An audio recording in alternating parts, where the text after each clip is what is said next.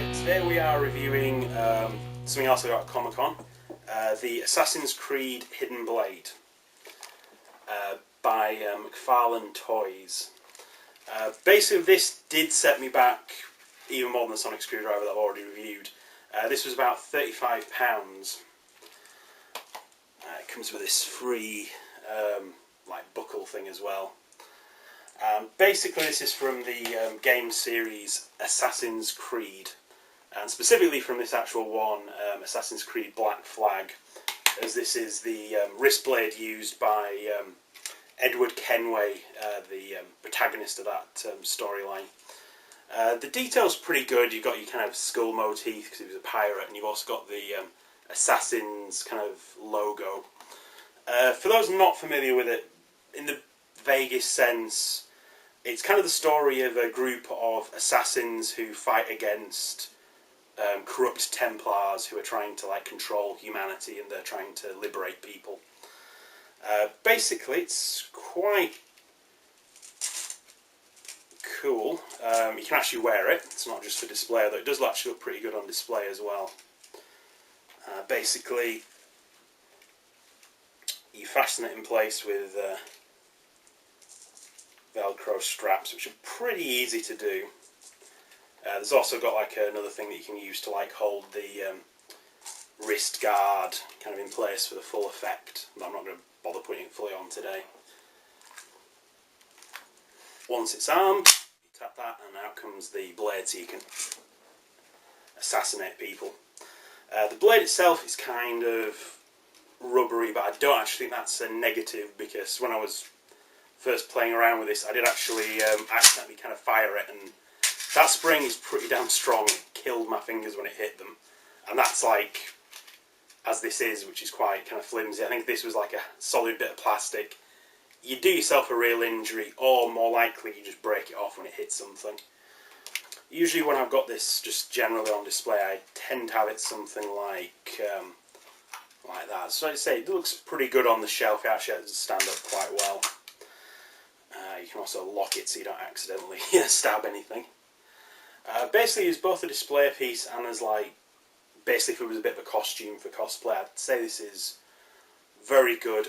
I don't actually have the box for this one anymore because I kind of ditched it while we were still in Manchester. It was not very good for display purposes because there was no kind of clear cover. It was just like a solid box, so you couldn't actually see what you were getting before you actually got it. Which nearly actually convinced me not to get it, because I was a bit, could be kind of rubbish, I don't really know what I'm getting here, but ultimately I'm glad I kind of stuck with it and got the weapon. Basically these do vary. I know there was a metal version that was given out with the collector's edition of Assassin's Creed 2, although I'm basically told they were kind of recalled or altered later on because they were a bit too kind of realistic. I think they were actually made of metal. Basically, like I said, this one is Edward Kenway's model. The original one used by Altair in Assassin's Creed 1 actually requires you to remove one of your fingers for it to work properly. Luckily this one doesn't come with that feature, unless you accidentally stab yourself with it. I would assume you can get ones modelled on Ezio or Altair's weapon. Yeah, like I say, you also get this little buckle, like an extra. I'm not really sure what you clip it to, but you can kind of clip it to things. There's like a clip on the back, and there's also that little bit that kind of holds the actual blade part to the wrist guard. Basically this is all kind of plastic, although it does look pretty good because it kind of looks quite leathery at a distance.